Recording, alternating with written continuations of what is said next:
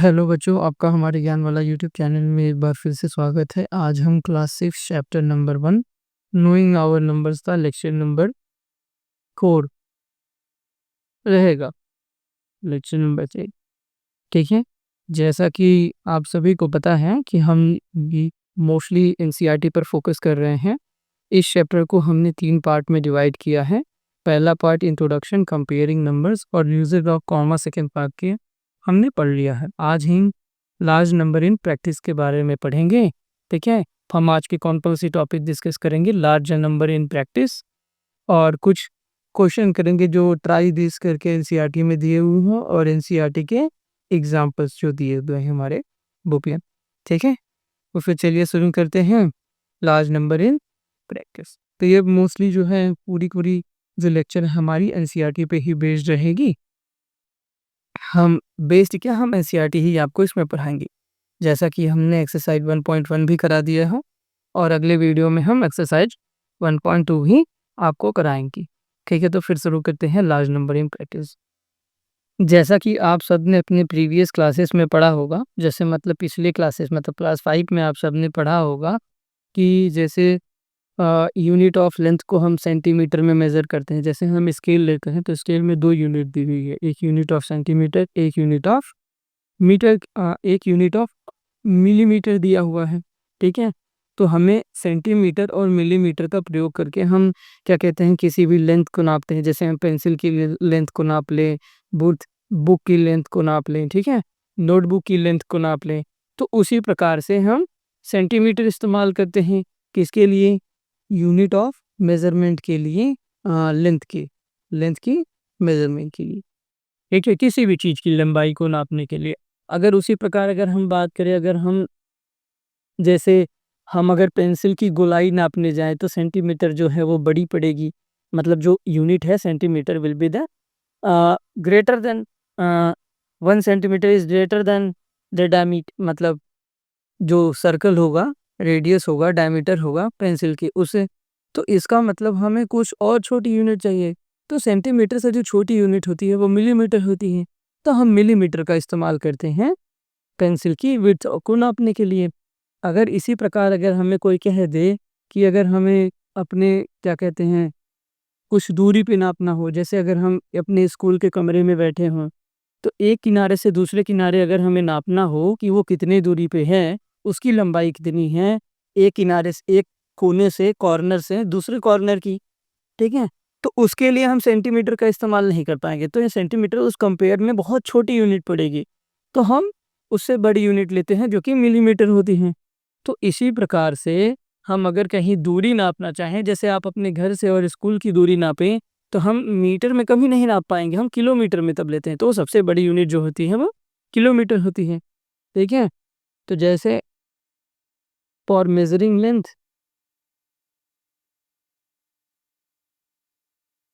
ठीक है, for measuring length हम इस्तेमाल करते हैं सेंटीमीटर को, ठीक है, सेंटीमीटर को, ठीक है, और मिलीमीटर को, मीटर को, ठीक है, मीटर को, ठीक है, और किलोमीटर को, ठीक है, किलोमीटर।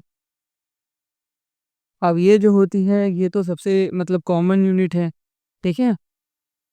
कॉमन यूनिट जो है सेंटीमीटर है, मिलीमीटर उससे छोटी और मीटर उससे बड़ी सेंटीमीटर से, और किलोमीटर सबसे बड़ी। अगर हम इसको अरेंज करें, मतलब कौन बड़ा कौन छोटा होगा, from smaller to from smaller unit to smaller unit to greater unit में अगर हम इसको अरेंज करें, ग्रेटर यूनिट, यूनिट मतलब ये मापने की क्या कहते हैं, मेजरमेंट करने की यूनिट होती है किसी की चीज़ की, ठीक है। तो अगर सबसे छोटी यूनिट होती है हमारी मिलीमीटर, ठीक है, मिलीमीटर होती है।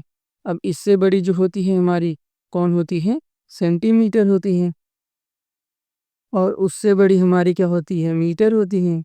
और उससे भी बड़ी हमारी क्या होती है, किलोमीटर होती है। ठीक है, अगर हम इनके सिंबल की बात करें, जैसे अगर हम सिंबल लिखना चाहें, ठीक है, अगर हम यूनिट्स लिख दें और यहाँ पर हम सिंबल लिख दें, सिंबल्स लिख दें कि किसको इसको शॉर्ट फॉर्म में मतलब रिप्रेजेंट कर सकते हैं। अगर हम सबसे पहले मिलीमीटर की बात करें तो मिलीमीटर को हम लिख सकते हैं एमएम में, और सेंटीमीटर को हम लिख सकते हैं सीएम में। ठीक है, सीएम में लिख सकते हैं। मीटर को हम लिख सकते हैं स्मॉल एम में, और किलोमीटर को हम लिख सकते हैं, मीटर को हम लिख सकते हैं केएम में। तो ये इनके सिंबल है जिसको हम शॉर्ट फॉर्म में रिप्रेजेंट कर सकते हैं। अब कौन सी यूनिट कितने यूनिट से कितनी बड़ी होती है अगर हम उसको देखें, ठीक है, जैसा अगर हम देखना चाहें, क्या कहते हैं, अगर हम देखें तो 1 सेंटीमीटर बराबर हमारा कितना होता है, 10 मिलीमीटर होता है। ठीक है, 10 मिलीमीटर। और जो हमारा क्या कहते हैं, अगर हम यहीं पर देखें तो 1 मीटर बराबर हमारा 100 सेंटीमीटर होता है, और हमारा 1 किलोमीटर बराबर क्या कहते हैं, 1000 मीटर होता है। अगर इसी हिसाब से अगर हम 1 किलोमीटर बराबर सेंटीमीटर देखें और मीटर में देखें, मिलीमीटर में देखें तो कितनी होगी। तो जैसे अगर हम देखें 1 किलोमीटर बराबर, अगर हम यहाँ पर 1000 मीटर लिखते हैं और 1 मीटर की जगह पर, ठीक है, 1 मीटर की जगह पर हम 100 सेंटीमीटर लिख दें, ठीक है, तो हमारा, तो ये जो होगी हमारी जो होगी वो सेंटीमीटर में यूनिट आएगी। 1 किलोमीटर बराबर कितने सेंटीमीटर। ठीक है, 1 किलोमीटर बराबर कितना सेंटीमीटर।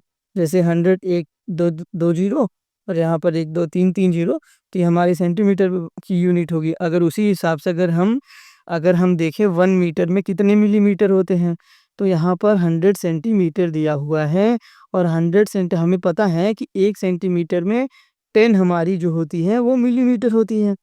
तो इसका मतलब जो है, ये जो है 1000 जो है 1000 मिलीमीटर होगा। 1 मीटर में क्या कहते हैं, 1000 मीटर होगा।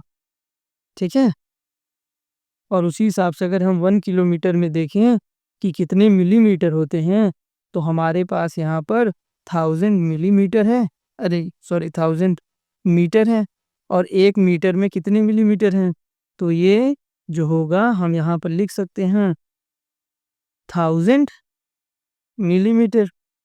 उसी हिसाब से अगर हम देखें तो 1 किलोमीटर में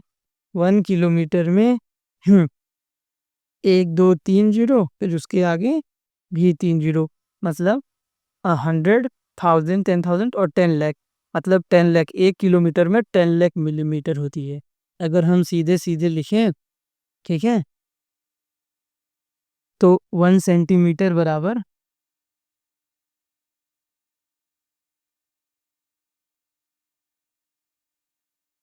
यहाँ लिखे 1 किलोमीटर बराबर 10 लाख मिलीमीटर।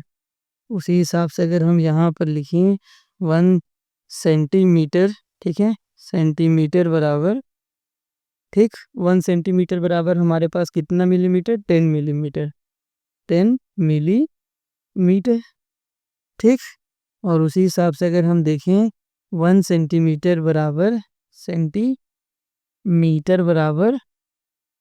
100 मीटर होता है, ठीक है, और उसी हिसाब से 1 मीटर बराबर, मैं यहाँ पे कनेक्ट किया,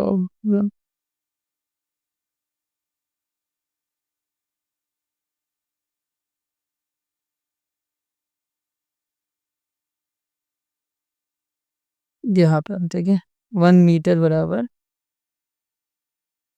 100 सेंटीमीटर।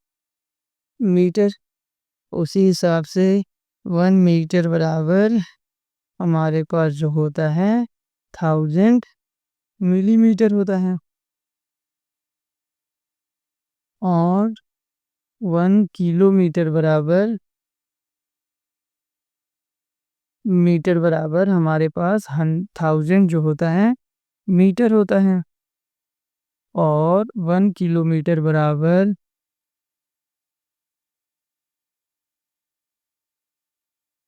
100, 1000, 10,000 और 1 लाख सेंटीमीटर होता है। और इसी हिसाब से 1 किलोमीटर बराबर मीटर बराबर 10 lakh centimetre, sorry 10 lakh millimetre है। ठीक है, तो ये किलोमीटर, मीटर और इन सब का ये टॉपिक ख़त्म हुआ। तो हम जैसे पता है आपको बता सकते हैं कि सेंटीमीटर का इस्तेमाल हम कर सकते हैं नॉर्मल, जैसे पेंसिल की लंबाई नापने के लिए। ठीक है, पेंसिल की लंबाई नापने के लिए मिलीमीटर का इस्तेमाल कर सकते हैं हम डायमीटर ऑफ पेंसिल पर नापने के लिए पेंसिल। और इन सब की यूनिट किलोमीटर का इस्तेमाल कर सकते हैं लॉन्ग डिस्टेंस को नापने के लिए। ठीक है, और ये जो है मीटर का इस्तेमाल होता है शॉर्ट डिस्टेंस के लिए। ठीक, तो हमारी जो है ये मीटर और किलोमीटर की यूनिट यहीं तक है, समाप्त हुई। ठीक है, तो हम आगे अब पढ़ेंगे आपको नेक्स्ट मेजरमेंट यूनिट अगर हम बताएं। उससे पहले हम एक सवाल कर लेते हैं, ट्राई दिस का ये क्वेश्चन है जो एनसीईआरटी में दिया हुआ है।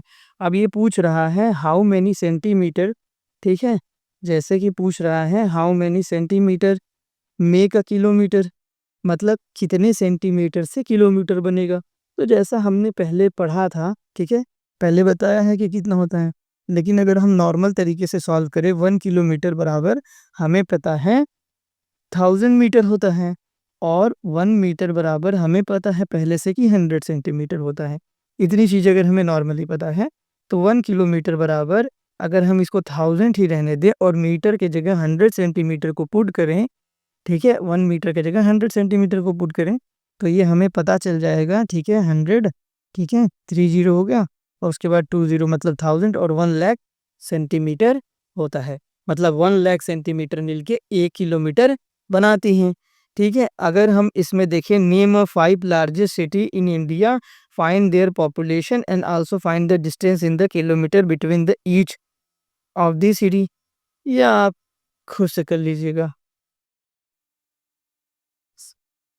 अब इसमें कह रहा है जैसे कि आप 5 ऐसे 5 लार्जेस्ट सिटी का नाम बताइए इंडिया में, फिर उनके पॉपुलेशन कितने हैं, और क्या कहते हैं एंड उनके and also find the distance in kilometre between each pair of city, मतलब हर पेयर के बीच में कितनी दूरी होगी।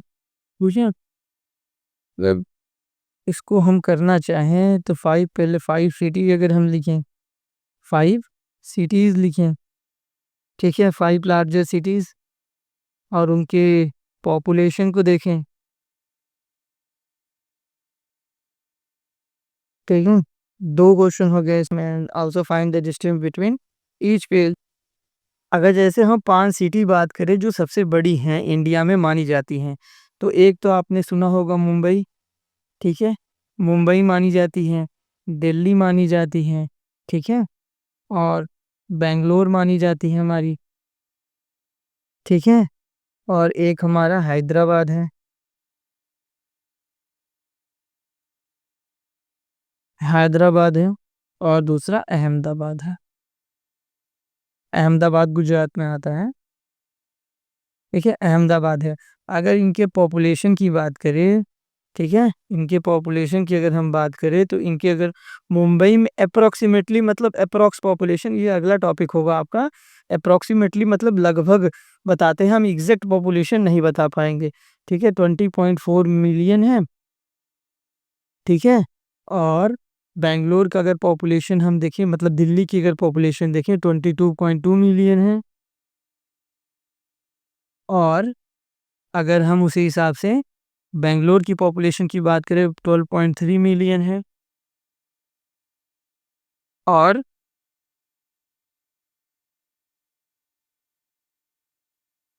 हैदराबाद और अहमदाबाद लार्जेस्ट सिटी नहीं आती, ये पॉपुलेशन के आधार पर लार्जेस्ट सिटी हैं, ऐसे सिटी नहीं है। ठीक है, लार्जेस्ट सिटी अगर हम देखें तो कौन सी हैं? कोलकाता, ठीक है, कोलकाता, और चेन्नई, चेन्नई, ठीक है। और इनकी अगर पॉपुलेशन की बात करें हम, पॉपुलेशन कोलकाता में पॉपुलेशन जो है वो 14.9 मिलियन है, और चेन्नई में जो है 10.9 मिलियन है। और इनमें हम अगर दूरी की बात करें, जैसे हर एक पेयर में अगर हम दूरी बनाएं, ठीक है, सबसे पहले मुंबई, मुंबई से दिल्ली की बात करें, दिल्ली की बात करें, फिर मुंबई से हम बेंगलोर की बात करें, फिर मुंबई से हम कोलकाता की बात करें, फिर हम मुंबई से चेन्नई की बात करें, ठीक है। तो जैसे मुंबई से दिल्ली की अप्रॉक्सीमेटली दूरी जो होगी वो 1400 किलोमीटर होगी, बेंगलोर की 980 किलोमीटर होगी, कोलकाता की वैल्यू जो है 1970 किलोमीटर होगी, और मुंबई से चेन्नई की दूरी जो है वो 1330 किलोमीटर होगी, ठीक है। अगर उसी प्रकार से अगर हम बात करें दूसरी जो सिटी है दिल्ली है, दिल्ली टू बेंगलोर, अब जैसे दिल्ली टू मुंबई की बात हो चुकी है तो दिल्ली टू मुंबई की बात तो करेंगे नहीं, दिल्ली टू बेंगलोर की बात करेंगे। उसी हिसाब से दिल्ली टू कोलकाता की बात करेंगे, उसी हिसाब से दिल्ली टू चेन्नई की बात करेंगे। अगर हम अब इनकी दूरी देखें तो दिल्ली से बेंगलोर करीब 21,150 किलोमीटर है, और दिल्ली टू कोलकाता जो है 1470 किलोमीटर है।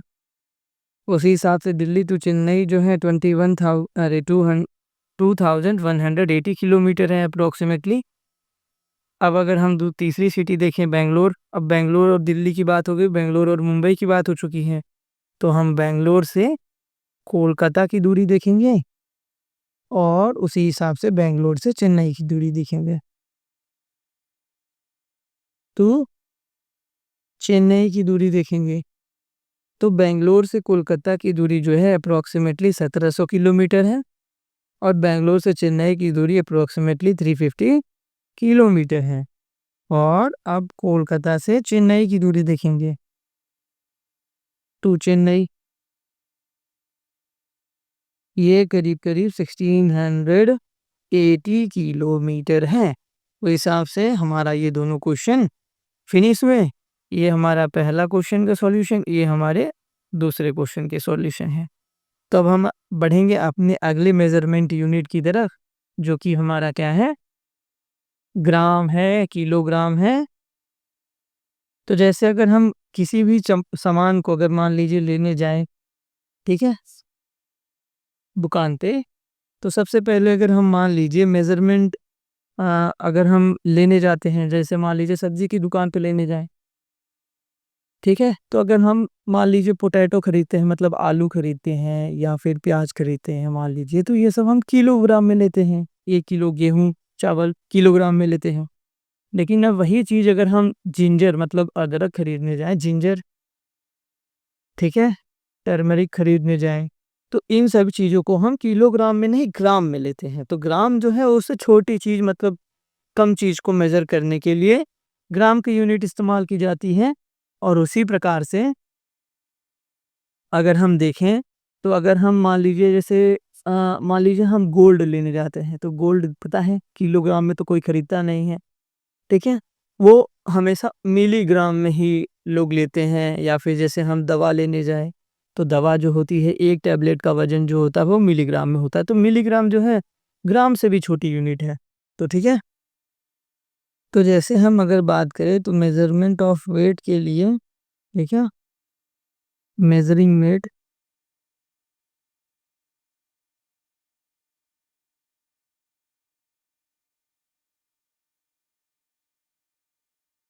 वेट के लिए हम इस्तेमाल करते हैं किन किन यूनिट्स का, ठीक है, ग्राम का, किलोग्राम का,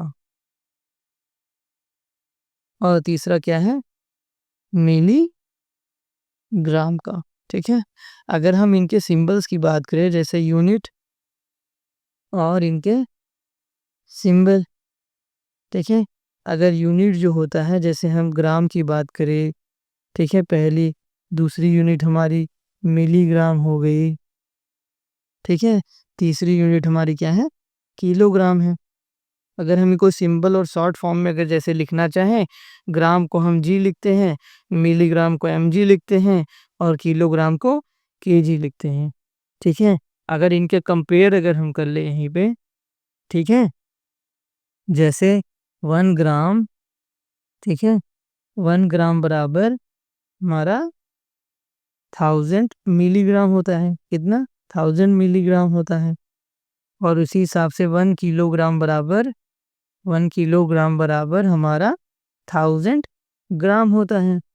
और अगर उसी हिसाब से अगर 1 किलोग्राम देखें, 1 किलोग्राम बराबर कितना ग्राम होगा, तो हम यहाँ 1000 इंटू मल्टीप्लाई कर दे 1000 से, वो हमारा मिलीग्राम के बराबर आ जाएगा। तो हमारा 1 kg बराबर 10,000, मतलब 3 जीरो यहाँ लिख दें और 2 जीरो यहाँ पर, मतलब 10 लाख बराबर होगा। 1 किलोग्राम बराबर 10 लाख मिलीग्राम होगा। और उसी हिसाब से अगर हम एनसीईआरटी के 2 क्वेश्चन देखें जो हमारे बुक में है, एनसीईआरटी में दी हुई है, तो इसमें सबसे पहला सवाल पूछ रहा है कि मतलब कितने मिलीग्राम जो हैं वो बना सकते हैं किलोग्राम को। ठीक है, तो जैसे हमने अभी देखा, ठीक है, 1 किलोग्राम बराबर 1000 ग्राम होता है, 1000 ग्राम होता है, और 1 ग्राम बराबर हमारे पास 1000 मिलीग्राम दिया हुए हैं। तो 1 kg बराबर हम लिखते हैं 1000 और ग्राम की जगह हम फिर से लिखेंगे 1000 mg लिखेंगे। ठीक है, तो यहाँ पर 1 kg डायरेक्ट आ जाएगी हमारा 10 लाख के बराबर, मतलब 10 लाख मिलीग्राम के बराबर होगी। अब अगर हम यही दूसरा क्वेश्चन देखें, ठीक है, तो जैसे ये क्वेश्चन क्वेश्चन नंबर 2 कह रहा है, अ बॉक्स कंटेन 2 लाख, ठीक है, 100,000, 10,000 लाख, ठीक है, 2 lakh medicine of the tablet. ठीक है, एक बॉक्स है जो कंटेन कर रहा है 2 लाख मेडिसिन टैबलेट की, और ईच वेट जो है 20 ग्राम है, हर एक का 20 ग्राम वेट है। तो आप बताइए what is the total weight of all the tablet in the box in the gram में, मतलब जो बॉक्स के अंदर जितने टैबलेट है सबका वेट टोटल कितना होगा ग्राम और केजी में। तो सबसे पहले अगर हम देखें नंबर ऑफ टैबलेट, ठीक है, number of tablet in box, ठीक है, जो कि कितना है 2 लाख है। उसके बाद पूछ रहा है ईच वेट, मतलब 1 टैबलेट वेट अगर देखें हम, टैबलेट की वेट देखें, 1 टैबलेट वेट जो है वो 20 mg है। अगर हम टोटल वेट देखें, total weight of all tablet, wait of all tablet अगर हम देखें, टैबलेट हम देखें, तो ये 2 लाख, ठीक है, 2 लाख गुणे 20 mg होगी। तो 2 2 जा 4, और करीब ये कितना आ जाएगा 40 लाख के बराबर आ जाएगा अगर हम मल्टीप्लाई करते हैं। 40 लाख mg इसकी वेट आएगी, टोटल वेट। अगर हम देखें, अरे हम देखें क्या मतलब टोटल वेट कितना आ गया हमारा, 40 लाख mg आ गया, 40 लाख मिलीग्राम। और हमें पता है कि 1 मिलीग्राम, ठीक है, 1 ग्राम बराबर 1000 मिलीग्राम होता है, 1000 मिलीग्राम होता है, कितना होता है 1000 मिलीग्राम। और उसी हिसाब से अगर हम पता करें 1 ग्राम में कितना होता है 1000 मिलीग्राम होता है, और अगर उसी हिसाब से हम 1 मिलीग्राम देखें तो 1/, इसको अगर हम यहाँ पर भेजें तो हमें पहले से पता है कि जो मल्टीप्लाई होता है डिवाइड हो जाएगा। ठीक है, 1 मिलीग्राम बराबर 1000 ग्राम होता है। तो हमारे पास कितना मिलीग्राम है, 40 लाख मिलीग्राम है।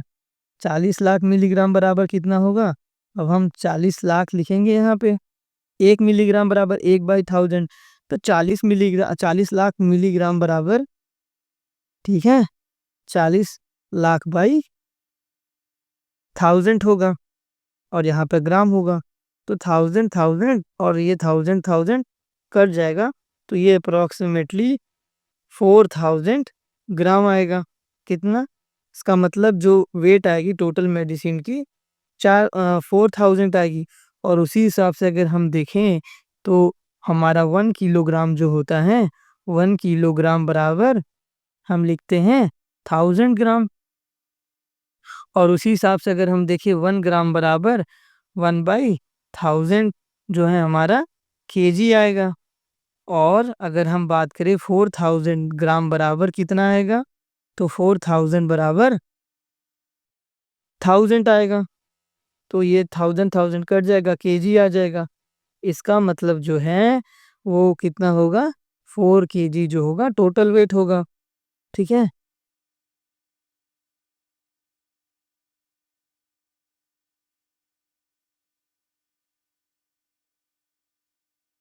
तो अगर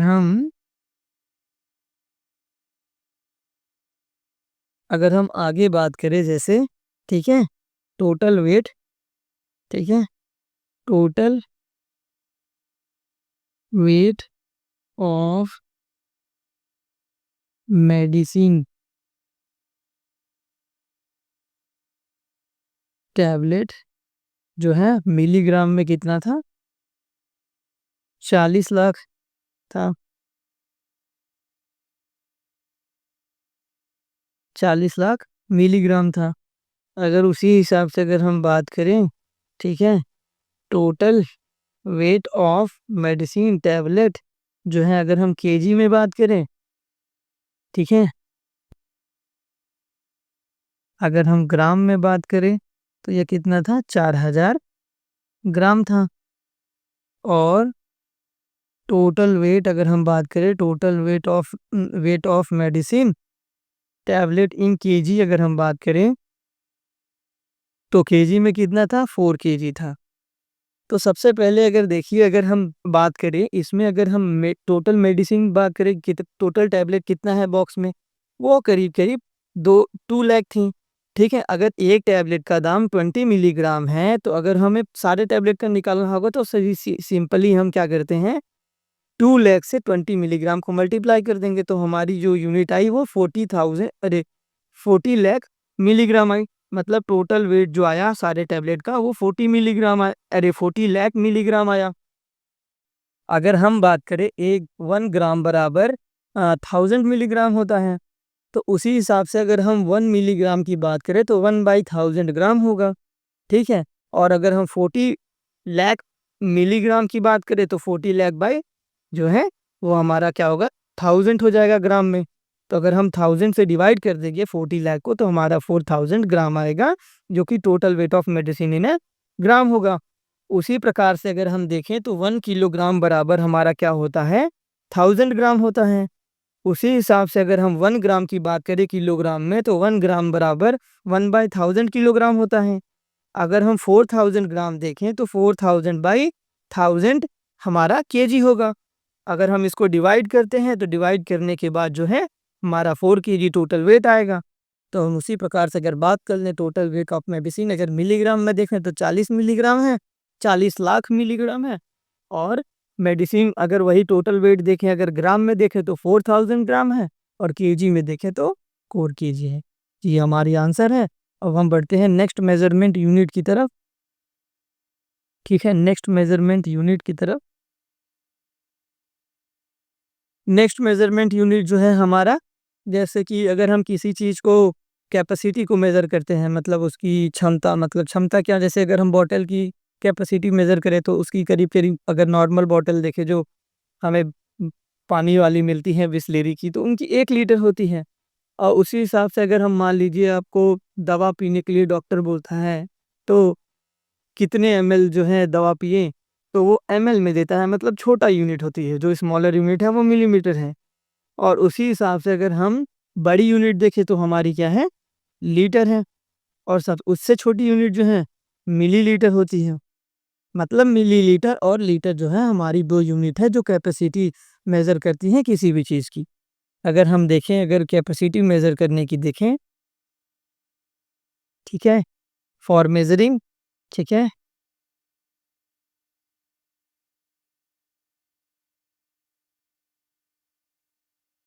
for measuring capacity of anything, ठीक है? हम यूज़ करते हैं लीटर, और इसको यूज़ करते हैं स्मॉलर यूनिट जो होती है, स्मॉलर यूनिट जो होती है वो कौन-सी होती है? मिलीलीटर को इस्तेमाल करते हैं हम।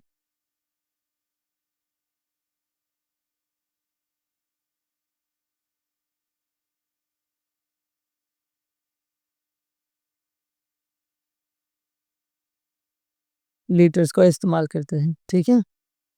अगर जैसे हम रिप्रेज़ेंट करें, वी रिप्रेज़ेंट, अगर हम सिंबल देखें, अगर हम सिंबल देखें, ठीक है? सिंबल, जैसे यूनिट और सिंबल की बात करें, यूनिट और सिंबल की बात करें, ठीक है? सिंबल की बात करें तो यूनिट जैसे हमारा लीटर हो गया, और हमारा दूसरा यूनिट क्या है? मिलीलीटर है, ठीक है? अगर दोनों की यूनिट बात करें तो लीटर को सिंपली एल से और मिलीलीटर को सिंपली एमएल से रिप्रेजेंट कर देते हैं। उसी हिसाब से अगर हम इनकी यूनिट देखें तो 1 लीटर बराबर 1000 जो है हमारा मिलीलीटर होता है, ठीक है? 1000 मिलीलीटर होता है, मतलब सिंपली 1 लीटर बराबर 1000 एमएल होगा, ठीक है? अगर हम नोट पॉइंट की बात करें कलेक्टिवली, मतलब सारे, जैसे किलोग्राम, मीटर, किलोमीटर, अगर सारे नोट पॉइंट की बात करें, अगर हम, ठीक है, नोट पॉइंट की बात करें तो सबसे पहला नोट पॉइंट अगर हम बात करें, ठीक है, अगर हम इन सारे यूनिट में देखें, in in all this unit, ठीक है, इन ऑल दिस यूनिट्स अगर हम देखें, we have same words like, जैसे हम देखें किलो, मिली एंड सेंटी का हमने प्रयोग किया है, मतलब इन सभी सारे यूनिट्स में हमने एक जैसा जो है शब्दों का प्रयोग किया, जैसे किलो हो गया, मिली हो गया, सेंटी हो गया, इस प्रकार के शब्दों का प्रयोग किया है, ठीक है? अगर इसी प्रकार से अगर हम बात करें तो किलो को हम रिप्रेजेंट करते हैं, किलो इज द ग्रेटेस्ट, इनमें जो है किलो जो है वो ग्रेटेस्ट है, और मिली जो है, मिली इज स्मॉलेस्ट है, ठीक है? और उसी हिसाब से अगर हम देखें, किलो जो होती है हमारी, किलो इज, किलो दिखाई जाती है किस लिए? किलो शोज़ 1000 टाइम्स, ठीक है? 1000 टाइम्स ग्रेटर होती है, 1000 टाइम ग्रेटर होती है, और मिली जो होती है हमारी, मिली शोज़ 1000 टाइम्स स्मॉलर, ठीक है? 1000 टाइम्स स्मॉलर होती है। अगर हम उसी प्रकार बात करें, लाइक दिस 1 किलोग्राम, 1 किलोग्राम बराबर हमारा क्या होता है? 1000 ग्राम होता है, और हमारा 1 ग्राम बराबर 1000 मिलीग्राम होता है। अगर हम सिमिलरली बात करें, सिमिलरली जो हमारी सेंटी होती है, ठीक है? सेंटी शोज़ 100 टाइम स्मॉलर होती है। कितने गुना? 1000 गुना नहीं, 100 टाइम स्मॉलर यूनिट है, ठीक है? जैसे कि 1 सेंटीमीटर, सेंटीमीटर जो है बराबर कितना होता है? सॉरी, 1 मीटर बराबर कितना होगा हमारा? 100 सेंटीमीटर होगा,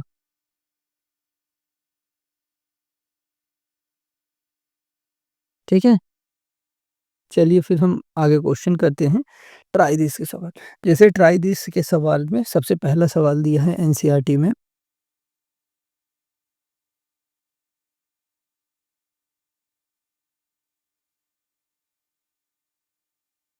ठीक है?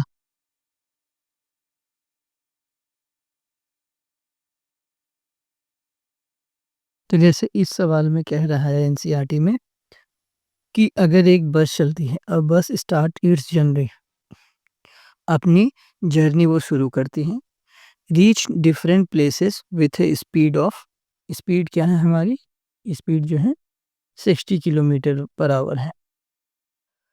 The journey shows on the 14 page, मतलब 14वें पेज पे है ये, मतलब 13वें पेज का सवाल है और ये 14 पेज पे दिया हुआ है। ठीक है, तो जैसे बस कह रही है और बस started it journey and reach for different places with speed of 60 kilometre per hour, the journey is shown on the 14 page, मतलब ये हमारी जर्नी का चार्ट दिया हुआ है। ठीक है, जैसे मान लीजिए बस ए से शुरू हुआ, बी पे गया, बी से सी पे, डी पे, फिर ई पे, एफ पे, जी पे, फिर ए पे गया।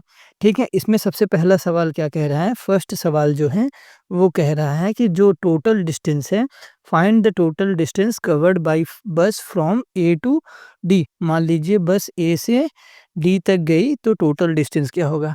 अगर बस ए से डी पर डायरेक्ट तो जा नहीं रही, पहले ए से बी पे गई, फिर बी से सी पे और फिर सी से डी पे, तो इसकी जो डिस्टेंस है वो है हमारी 4070 किलोमीटर और इसकी जो डिस्टेंस है 3410 किलोमीटर और इसकी जो डिस्टेंस है 2160 किलोमीटर। ठीक है, अगर हमें टोटल डिस्टेंस निकालना होगा, टोटल डिस्टेंस जो होगी ए से डी तक की, तो वो होगी 4170 प्लस 3410 और प्लस 2160 किलोमीटर को अगर हम प्लस करेंगे, ठीक है, तो जो वैल्यू आएगी वो हमारी आंसर होगी।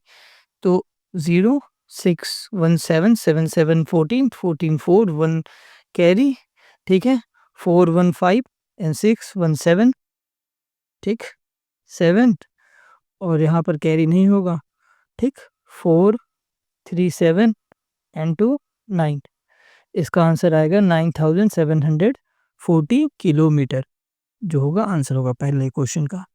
और उसी प्रकार अगर हम दूसरा क्वेश्चन देखें तो दूसरे क्वेश्चन में देख कह रहा है कि find the total distance covered by बस फ्रॉम डी टू जी, मतलब अगर टोटल डिस्टेंस निकालिए जब डी से जी पर जा रही है, तो उसी प्रकार अगर देखें हम डी से जी पर तो जा नहीं रही है, पहले डी से ई पर गई, फिर ई से एफ पर गई, फिर एफ से जी पर जा रही है, एफ से जी पर जा रही है।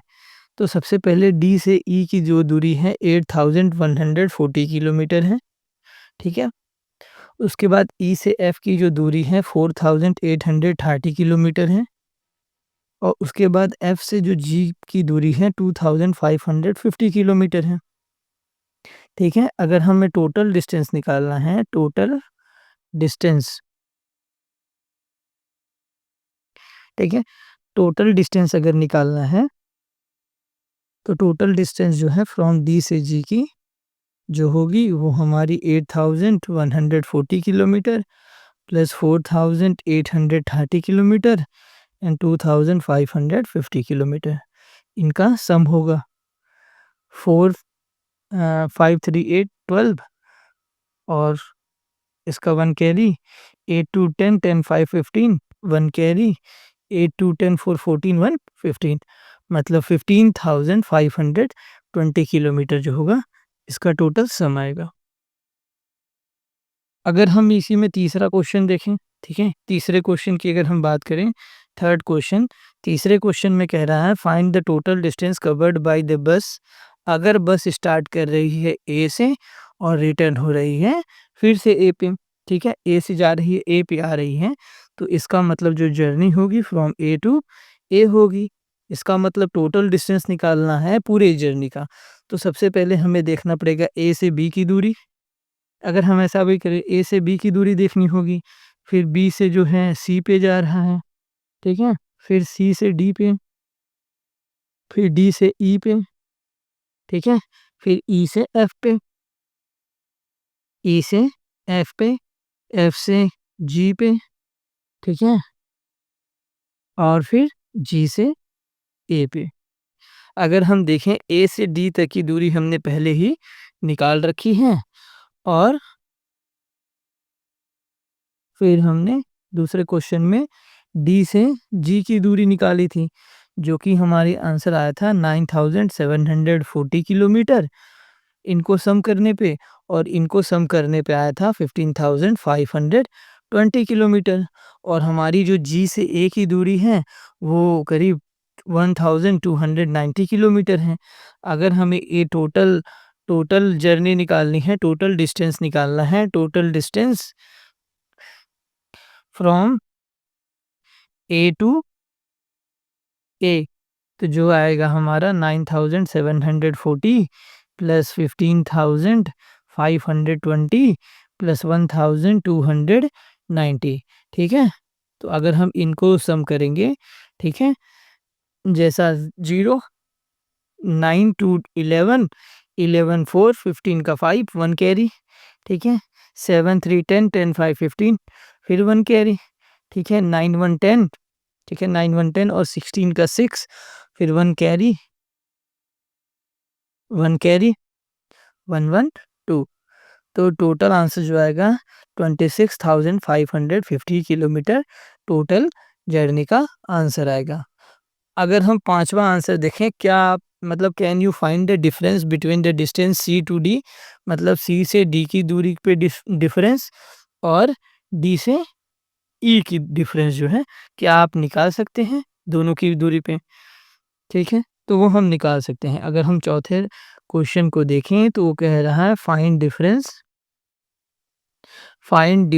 ठीक है, डिफरेंस बिटवीन, ठीक है, find the difference between distance from C to D, and उसके बाद D to E, and D to E. मतलब हमें दूरी निकालनी है सी से डी और डी से ई की। तो सी से डी पहले दूरी हम देख ले, और डी से ई हम दूरी देख ले कितनी कितनी है। ठीक है, तो सी से डी जो दूरी है हमारी, सी से डी जो है 2160 किलोमीटर है, और डी से ई जो दूरी है वो 8140 किलोमीटर है। ठीक है, अब डिफरेंस निकालना है डिस्टेंस फ्रॉम इसमें से इतने का, तो हमें इसका डिफरेंस निकालना है। तो हम सीधे सीधे निकाल सकते हैं इसमें से 8140 किलोमीटर माइनस 2160 किलोमीटर माइनस करें तो ये 0, और अगर हम यहाँ देखें तो 14 माइनस 1, ठीक है, 1 यहाँ से कैरी जाएगा, 14 माइनस 1 8 आएगा। ठीक, उसके बाद ये 0, फिर यहाँ पर 1 आएगा जो कि 10 होगा, 10 माइनस 1 9 होगा, और ये 7 7 minus 2 that will be 5, 10 5980 kilometre जो होगा इसके डिफरेंस का आंसर आएगा। ठीक है, अगर इसी में हम पांचवें पार्ट की बात करें, ठीक है, पांचवें पार्ट की बात करें,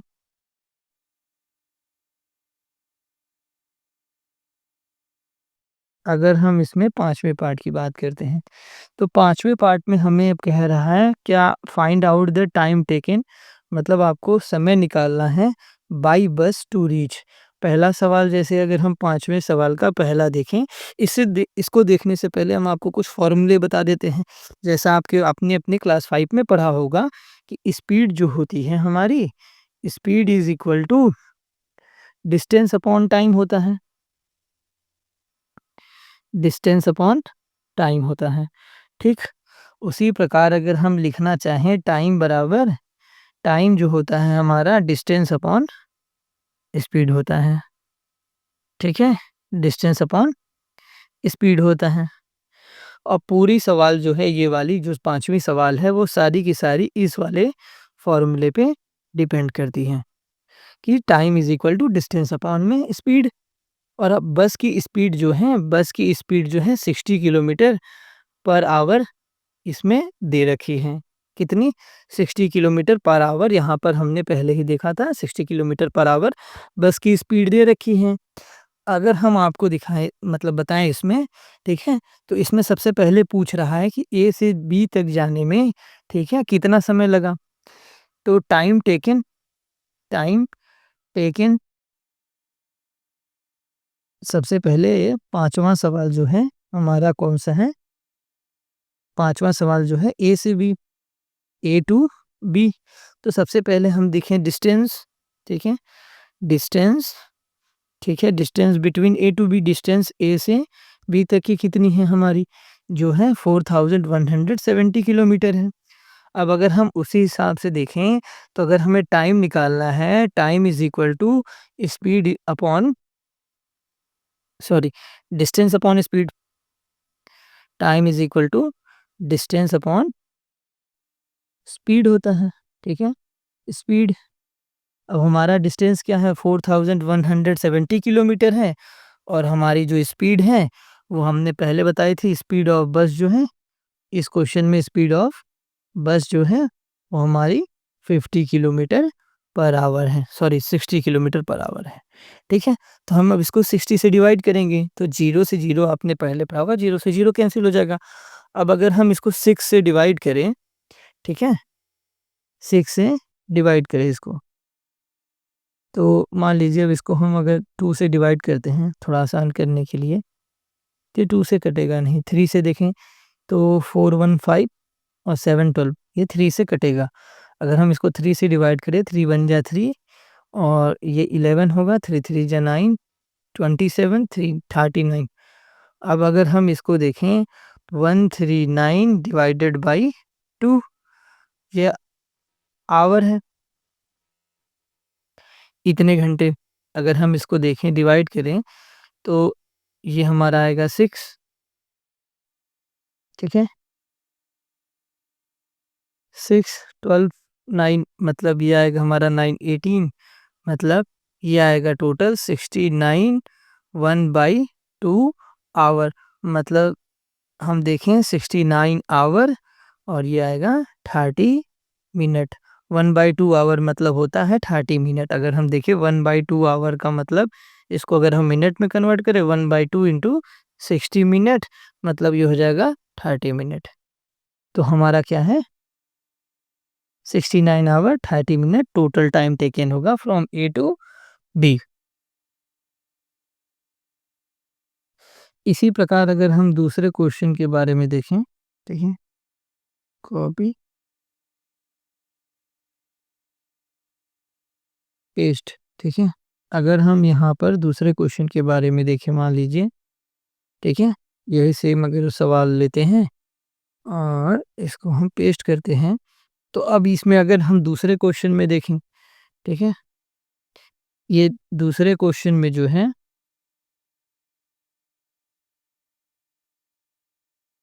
दूसरे क्वेश्चन में हमें जो कह रहा है, वो कह रहा है सी से डी की दूरी। तो जो हमारा डिस्टेंस होगा, ठीक है? Distance from C to D जो होगा, सी से डी, जो कि 2160 किलोमीटर है।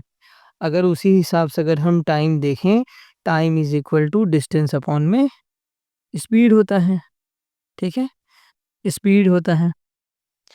तो अगर हम देखें डिस्टेंस कितना है 2160 किलोमीटर है और हमने पहले ही देखा स्पीड ऑफ बस जो है, स्पीड ऑफ बस जो है जो कि 60 किलोमीटर पर आवर है, ठीक है? 60 किलोमीटर पर आवर है। तो यहाँ पर 60 है। अब ये 60 को 60 से डिवाइड किए, फिर इसको मान लीजिए हमने 2 से डिवाइड किया, तो 2 1 जा 2 और ये 0 और ये 8 होगा। अब 9 3 से तो ये डिवाइड हो जाएगा। ये 3 3 जा 9 और 3 6 जा 18, तो इसका 36 आवर जो होगा वो टोटल आंसर आएगा। मतलब 36 आवर लगेगा इसको बस को सी से जो है डी जाने में। अब इसी प्रकार से अगर हम क्वेश्चन नंबर सी देखें, ठीक है? ये था हमारा बी और 5वें का और ये हमारे 5वें का सी है। अगर हम यहीं पे सी देखें तो सी में कह रहा है ई से, ठीक है, ई टू जी जाने में। अगर ई टू जी में डिस्टेंस अगर हम देखें, ठीक है, डिस्टेंस जो है हमारा ई टू जी, ई से जी मतलब इसमें ई से जी में मतलब हमारा आएगा ई से एफ भी आएगा, प्लस करेंगे हम एफ से जी भी। तो इसमें जो टोटल डिस्टेंस आएगा 2000 अरे सॉरी 4830 को अगर हम प्लस करेंगे 2550 में, तो 0 का 0 538 आएगा, 8 5 मतलब 8 5 13 आएगा और 1 कैरी जाएगा, 42617 7380 किलोमीटर जो आएगा हमारा टोटल डिस्टेंस आएगा। अगर उसी प्रकार अगर हम यहाँ पर स्पीड देखें, ठीक है, स्पीड जो हो अरे सॉरी स्पीड क्या टाइम निकालना है इसमें हमें ना, टाइम निकालना है। तो अगर हम टाइम देखें तो हमारा डिस्टेंस अपॉन में स्पीड होगा, और अगर हम डिस्टेंस देखें तो 7300, ठीक है, 7380 किलोमीटर जो होगा हमारा टोटल डिस्टेंस होगा, और 62 किलोमीटर पर आवर इसकी स्पीड होगी। और अगर हम इसको 2 से डिवाइड करें, ठीक है, तो 2 2 जा 2 3 जा 6, ठीक है, 2 6 जा 12 और 2 9 जा 18। फिर अगर हम इसको 3 से डिवाइड करें 1, ठीक है, 3 1 जा 3, 3 2 जा 6 और 3 3 जा 9, मतलब 123 जो आवर होगा, मतलब 123 घंटे जो होंगे इसको लगेंगे ई से जी पहुंचने में। अगर उसी प्रकार अगर हम डी आंसर दे लें, तो डी में जो है टोटल जर्नी की बात की है, ठीक है, टोटल जर्नी मतलब ए से ए जाने में, ठीक है, तो ए से ए जाने में हमने अभी देखा था जो हमारा डिस्टेंस होगा, ठीक है, डिस्टेंस जो होगा वो कितना लगेगा, ठीक है, इसमें ए से ए जाने में हमने डिस्टेंस देखा था हमारा 26,550 किलोमीटर था, मतलब 26,550 किलोमीटर था। तो अगर हम वहाँ पर अगर हम टाइम निकालना चाहें, तो टाइम को हम स्पीड अप अरे डिस्टेंस अपॉन में स्पीड रखें, तो 26,550 को डिवाइड करेंगे हम 60 से, तो 6 6 कैंसिल हो जाएगा 0 0। अब यहाँ पर थोड़ा-सा मामला फँसेगा, क्योंकि जो 5 होगा वो 2 से डिवाइड नहीं होगा। अगर हम यहीं पे 3 से चेक करें ये नंबर 3 से डिविजिबल होगा कि नहीं, 5 5 10 और 18, तो ये 3 से डिवाइड होगा। हम सिंपली इसको 3 से पहले काट देते हैं, तो ये 3 से कटेगा, 3 1 जा 3, 26 आएगा तो जाएगा नहीं, तो 3 8 जा 24, तो 2 कैरी होगा।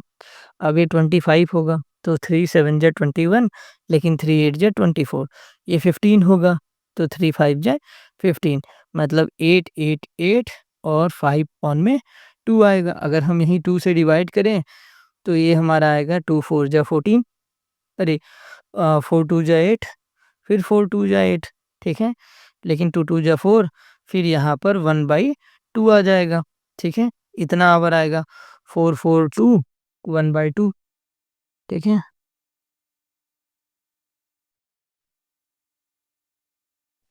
या, ओके, हाँ, ठीक है, 442 इसका आंसर आएगा,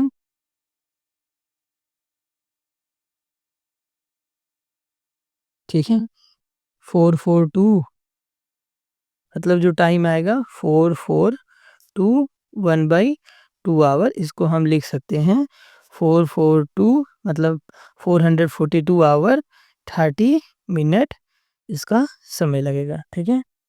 तो ये हमारा पहला सवाल हुआ ट्राई दिस का। अब ट्राई दिस के दूसरे सवाल की हम बात करते हैं। दूसरा सवाल थोड़ा सा लंबा है, ठीक है, दूसरा सवाल थोड़ा सा लंबा है, इसको थोड़ा छोटा करते हैं हम।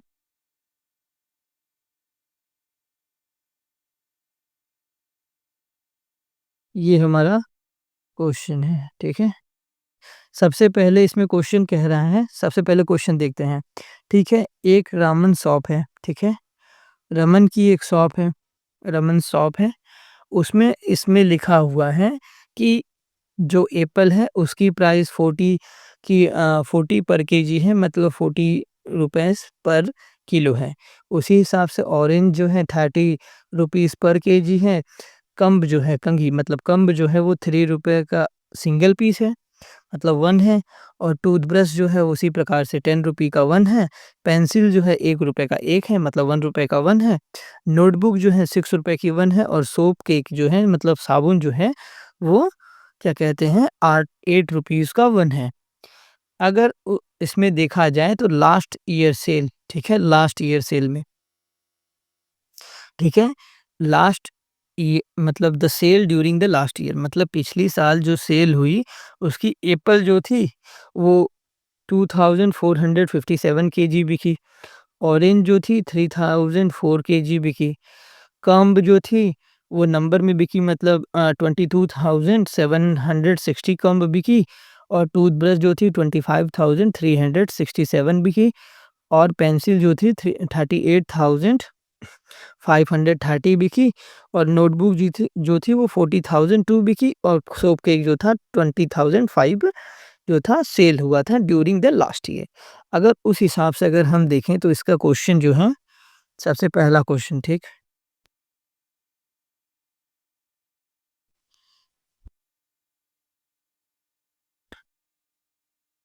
अगर हम इसमें सबसे पहला क्वेश्चन उठाएं, ठीक,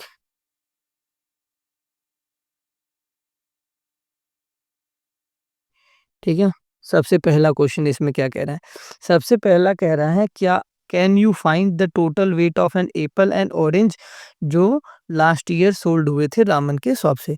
रामन सोल्ड लास्ट ईयर। तो सबसे पहले वेट ऑफ एप्पल अगर इसमें देखें, सॉल्व करने का थोड़ा तरीका भी बताया गया है।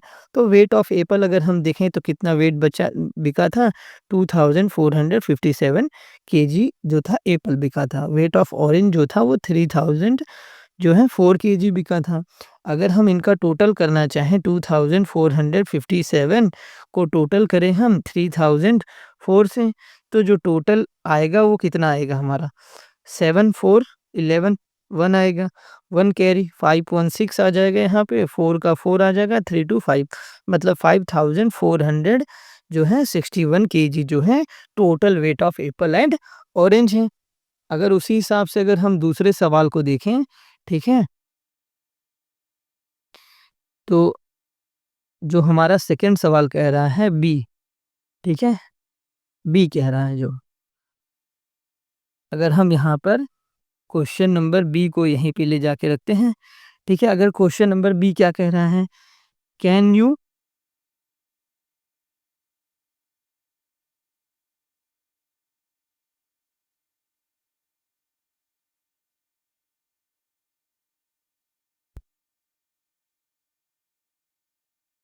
ठीक है, इसमें कह रहा है can you find the total money Ram got by selling Apple, ठीक है, मतलब रमन जो है वो टोटल मनी कितना पाया एप्पल को बेचने से, ठीक है। तो सबसे पहले अगर हम देखें तो टोटल एप्पल कितना सेल हुआ, ठीक है।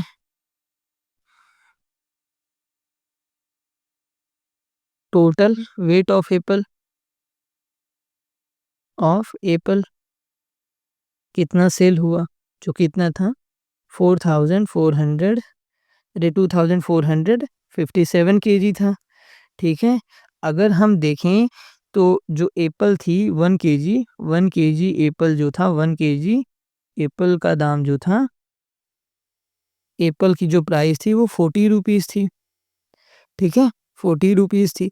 अगर उसी हिसाब से अगर हम देखें, एक एक किलो एप्पल का दाम 40 रुपए है, तो 2457 का दाम कितना होगा, मतलब टोटल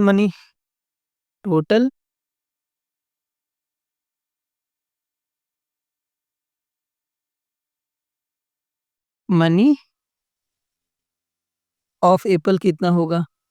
अगर हम केवल एप्पल की टोटल मनी देखें तो 1 केजी का दाम है 40 रुपीज़, तो 2457 का सिंपली हम मल्टीप्लाई कर देंगे 40 से, ठीक है। अगर हम इसे मल्टीप्लाई करें तो हमें पता है, ठीक है, तो हमारा 2457 मल्टीप्लाई बाई 40। तो सबसे पहले जीरो के लिए 4 अंक हमारे जीरो आ जाएंगे, और 40 से मल्टीप्लाई करें 4 7 28 8 2 कैरी हो जाएगा हमारा। 4 5 जा 20 22 एंड 2 कैरी, 4 4 जा 16 18, यहाँ पर 1 कैरी, और 4 2 जा 8 1 9। तो टोटल जो प्राइस होगा 08289, मतलब 98,000, ठीक है, 280 रुपीज़ जो है वो टोटल प्राइस होंगे, जितना उसने, मतलब रामन ने पाया है बाई सेलिंग द एप्पल। अगर उसी हिसाब से अगर हम तीसरे सवाल को देखें, ठीक है,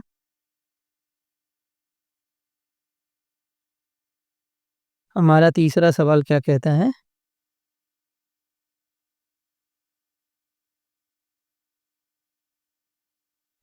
तो तीसरा सवाल अगर हम देखें तो कह रहा है, तीसरा सवाल जो है क्वेश्चन नंबर सी क्या कह रहा है, मतलब टोटल मनी रामन कितना पाया by selling Apple and orange together.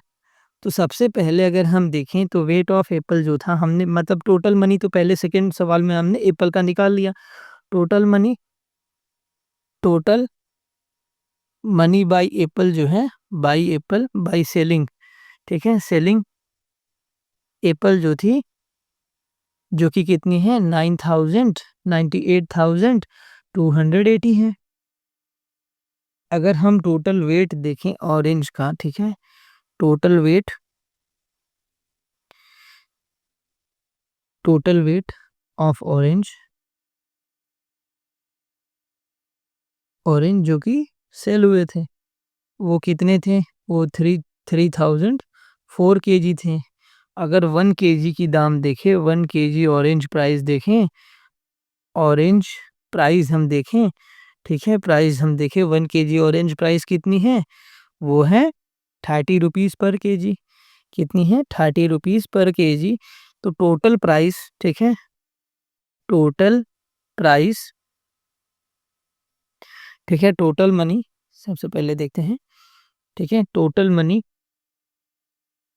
Money by selling, ठीक है, बाय सेलिंग क्या ऑरेंज कितना होगा,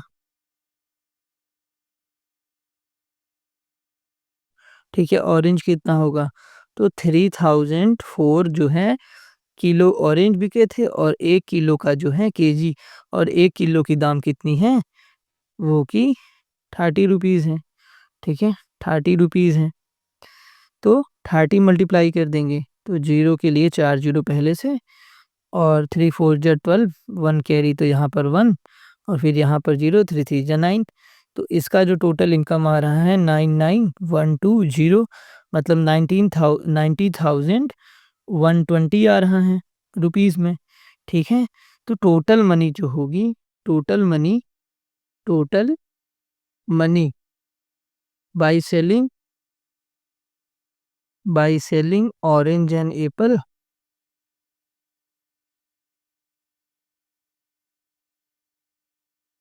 एप्पल टुगेदर जो होगा इक्वल टू 98,280 एप्पल का, और 90,120 जो है ऑरेंज का, ठीक है। इनको सम करेंगे हम, ठीक है, तो जो आएगा ये 2810, 1 कैरी, 213 और 14,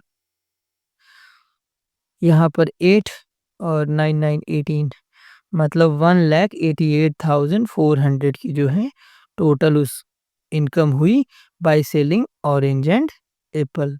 ये हमारा किसका है, एप्पल का, और ये हमारा किसका है, ऑरेंज का। अगर उसी हिसाब से अगर हम अगले क्वेश्चन को देखें, ठीक है,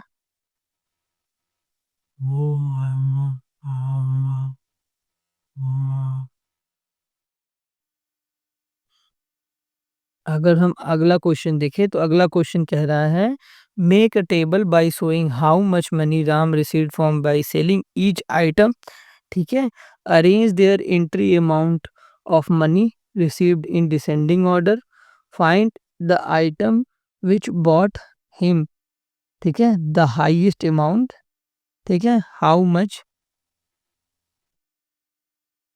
इज दिस अमाउंट। पहले कह रहा है कि आप एक टेबल बनाइए, ठीक है, जो हमें दिखाए कि रामन ने कितने, मतलब Raman receive by selling each item, मतलब हर एक आइटम बेचने के बाद रामन को कितने मनी मिले, ठीक है, और अरेंज करिए entire, entire amount of money, ठीक है, रिसीव्ड इन डिसेंडिंग ऑर्डर, और फिर उसको सारे मतलब अमाउंट को आप डिसेंडिंग ऑर्डर में उसको अरेंज करिए। फिर फाइंड करिए item which bought the highest amount, मतलब आप उस आइटम को देखिए जिससे ज़्यादा मतलब मनी आया रामन के पास, और कितना आया उसके पास, ठीक है, how much is this amount, मतलब उस जो मनी हाईएस्ट अमाउंट है वो कितना है। तो अगर हम इस क्वेश्चन को करें तो हम एक पेज पूरा पूरा लेते हैं, ठीक। सबसे पहले हम अगर टेबल निकालना चाहें तो हम इस क्वेश्चन को ही उठा लेते हैं, कॉपी, और ये हमारा रहा टेबल। हम टेबल क्यों बनाएं, जो हमारे पास पहले से ही टेबल है। ठीक है, अगर अब हम इसमें देखें, ठीक है, इसको हम अगर क्रॉप कर लें, सबसे सही बात है क्रॉप करें। ठीक है, अगर हम यहाँ से क्रॉप करें, फिर इसको पेस्ट करें, फिर इसको क्रॉप करें, M M1 M1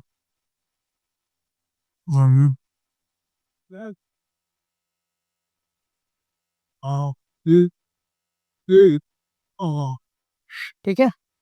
अगर हम देखें तो एप्पल जो था इतने किलो का था, तो अगर हम एप्पल को मल्टीप्लाई कर दें, क्या कहते हैं, 40 रुपीज़ से, इसको मल्टीप्लाई कर दे 30 रुपीज़ से, और इसको मल्टीप्लाई कर दे 3 रुपीज़ से, इसको मल्टीप्लाई कर दे 10 रुपीज़ से, और इसको मल्टीप्लाई कर दे 1 रुपीज़ से, इसको 6 से और इसको 8 से, तो कितना आंसर आएगा हमारे पास। ठीक है, तो कितना आंसर आएगा, तो सबसे पहले हमने इसका देखा 98,000, एप्पल का कितना आंसर आया था, 98,280 आया था। ठीक है, 280 रुपीज़ था। ठीक, उस हिसाब से ये 90,120 था, रुपीज़ था। ठीक है, ऑरेंज का। उस हिसाब से अगर हम इसको देखें, इसको मल्टीप्लाई करें, तो ये ज़ीरो का पहले ज़ीरो आएगा, 6 3 जा 18 आएगा, 1 कैरी, 21 का 22, फिर 2 कैरी, 2 8 और ये 6, मतलब 68,280 इसका आएगा। उस हिसाब से अगर हम इसका देखें तो ये 25 3 6 7 और 0, मतलब ये 2,53,670 रुपीज़ होगा।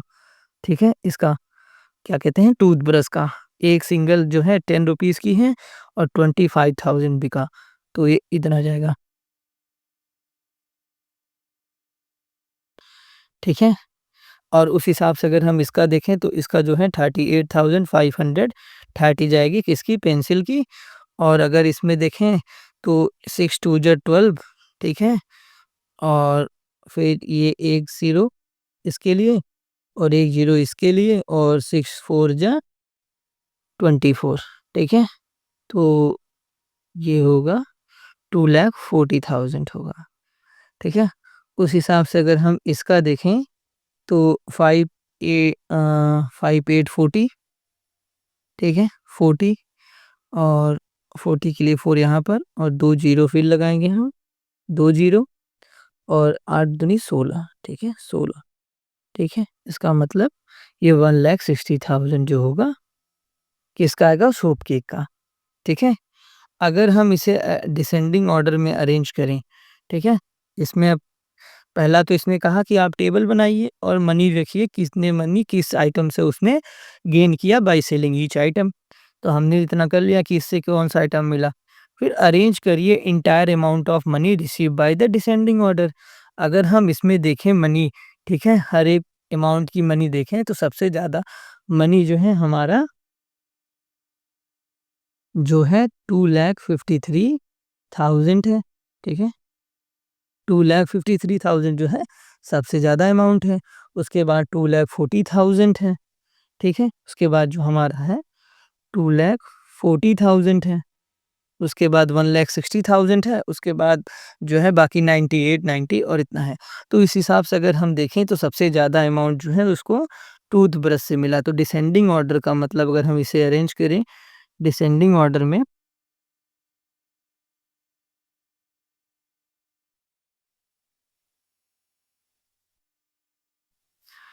ऑर्डर में अरेंज करें मतलब बढ़ते क्रम से छोटे क्रम में। ठीक है, सबसे बड़ी वैल्यू जो है हमारी टूथब्रश की है।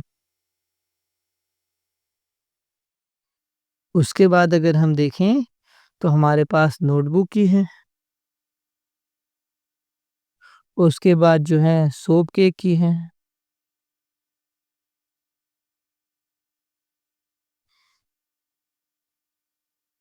सोप केक की है। उसके बाद अगर हम देखें तो 98,000 जो कि एप्पल का है। उसके बाद जो है ऑरेंज का है, ठीक है, 90,000। और उसके बाद हमारे पास 2 चीज़ें बची, जो कि एक पेंसिल है और एक कम है, तो कम है,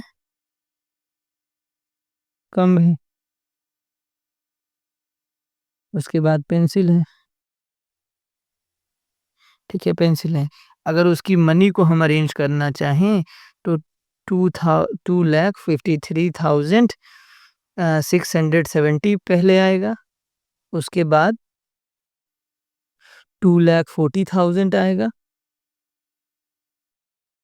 40,012 आएगा,